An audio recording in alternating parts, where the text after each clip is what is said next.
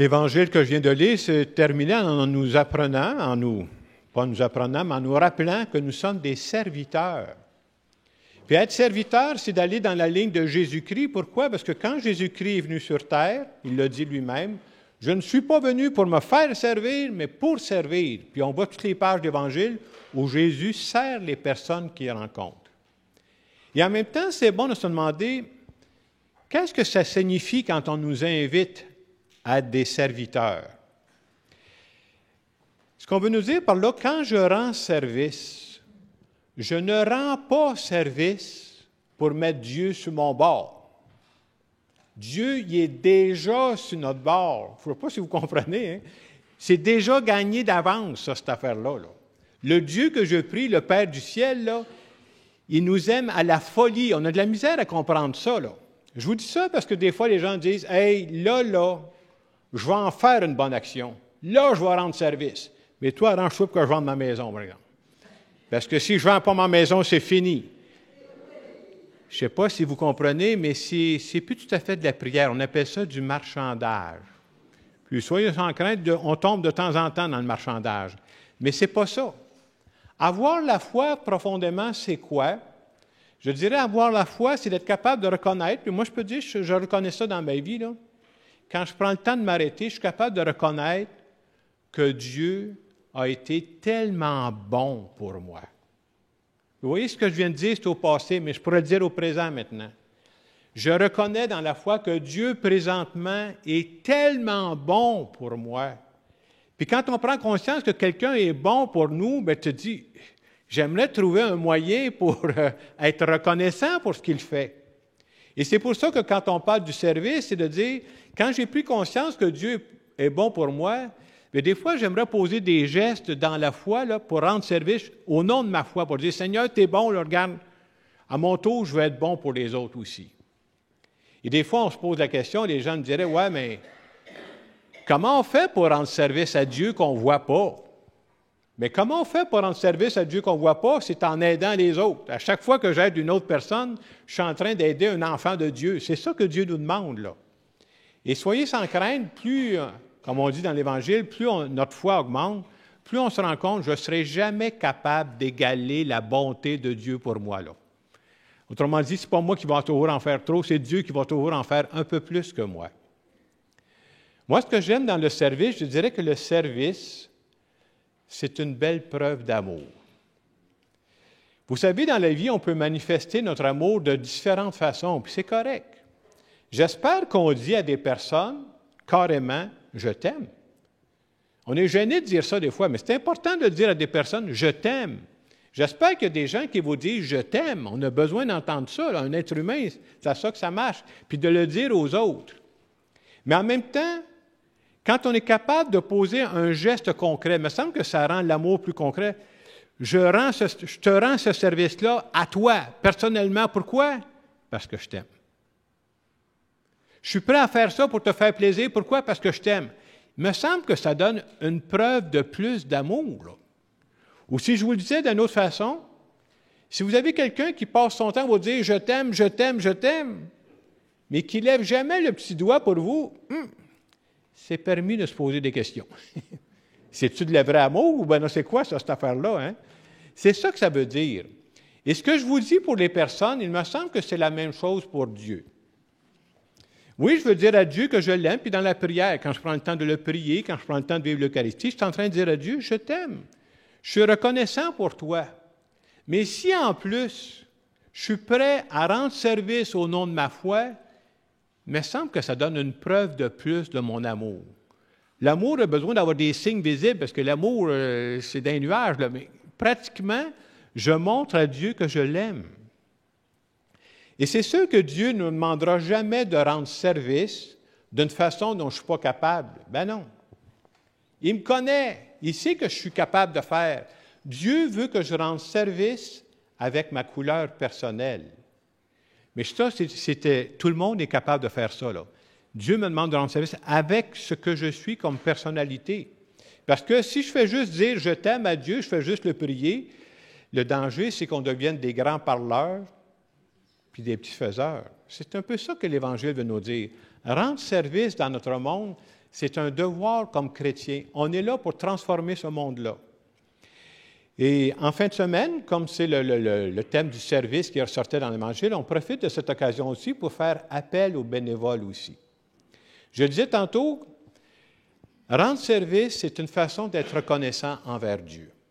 Quand je rends service à des personnes, quand je rends service à l'Église, c'est pas juste pour dire, est-ce que l'Église en a besoin? Ben oui, mais c'est plus que ça, ma motivation. Dieu est tellement bon pour moi que je suis prêt à faire quelque chose. Et la première chose, moi, que j'aimerais dire en fin de semaine, c'est d'abord de dire merci pour toutes les personnes qui s'engagent d'une façon ou l'autre, peu importe le service.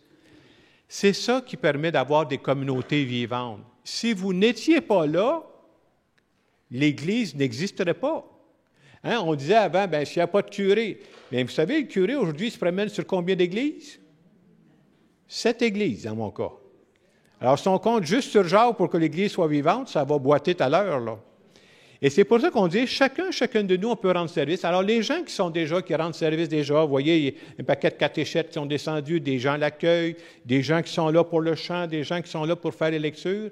Merci pour ce que vous faites. C'est ça, l'Église. C'est d'abord et avant ça.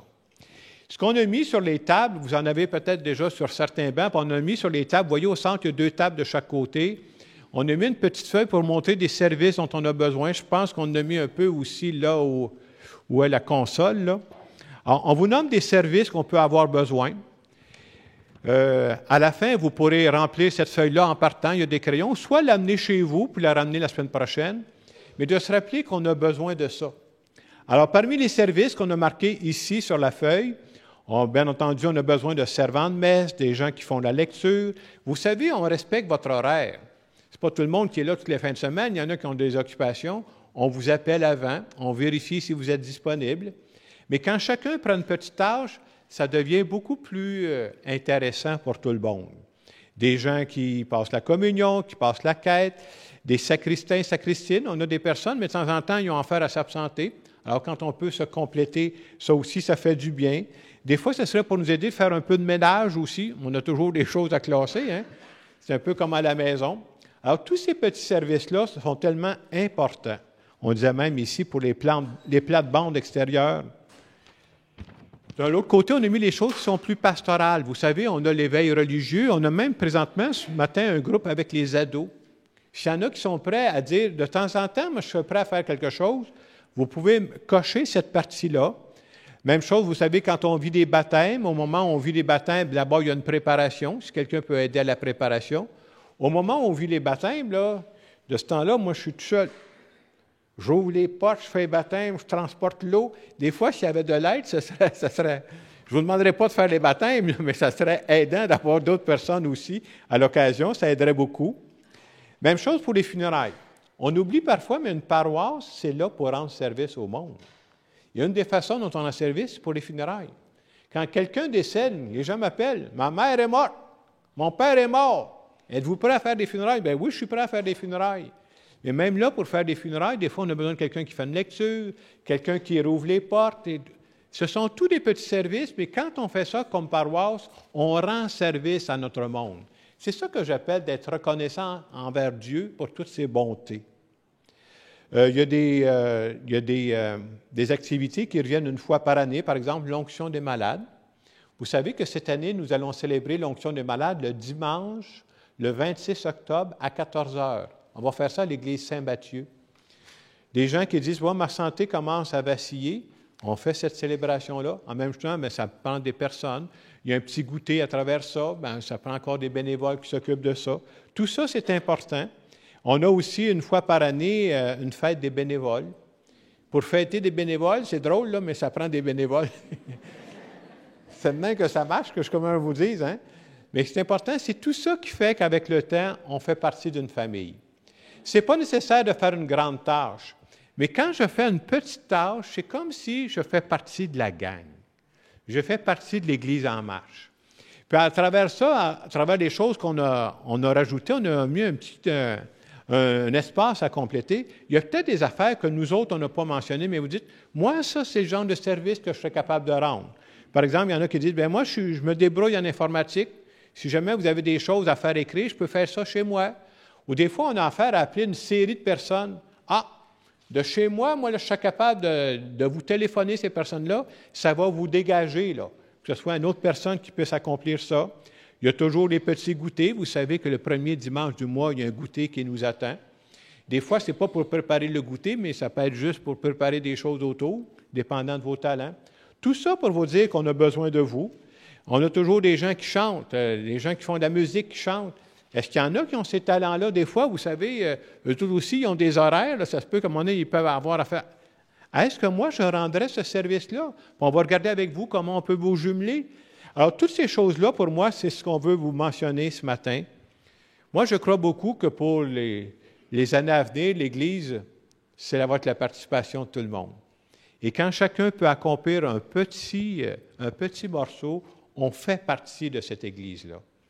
Alors, en fin de semaine, ce que je retiens, moi, je veux dire, moi, je suis reconnaissant, puis j'espère que vous avez la même reconnaissance. Dieu est vraiment très bon pour moi. Moi, je pense que Dieu continue d'être bon pour nous, et nous autres aussi, nous voulons répondre à cette bonté-là en étant bons dans nos actions. Alors, je termine tout simplement par une prière.